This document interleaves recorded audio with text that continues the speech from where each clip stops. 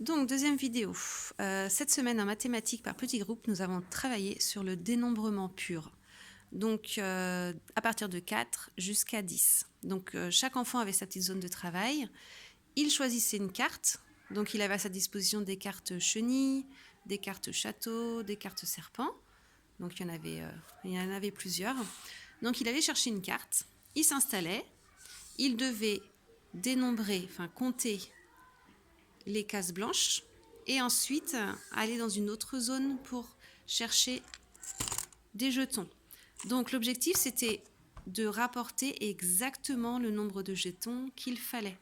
Donc si l'enfant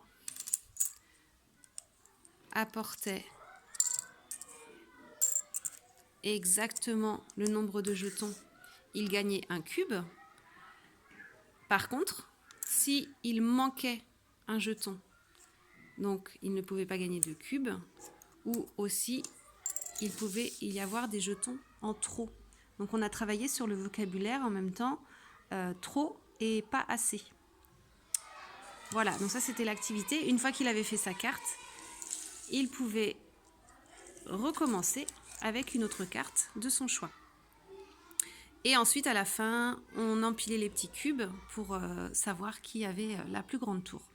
Donc ça, c'était l'activité de mathématiques. Donc ça permet de travailler plusieurs objectifs. Ça me permet de travailler la comptine numérique. Ça permet de travailler le dénombrement de 4 à 10. Et ça permet aussi de travailler la concentration.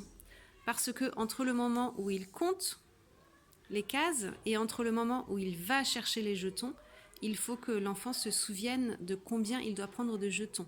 Et en plus, l'autre difficulté, c'est qu'il n'est pas tout seul. C'est-à-dire qu'il y a d'autres enfants qui comptent aussi. Et donc, souvent, les enfants, quand ils entendent les autres compter, en fait, ils se perdent dans le comptage. Donc là, ça permettait de travailler aussi la concentration. Je me concentre sur la tâche que j'ai à effectuer. Donc, c'est-à-dire compter et dénombrer et ramener exactement le même nombre de jetons.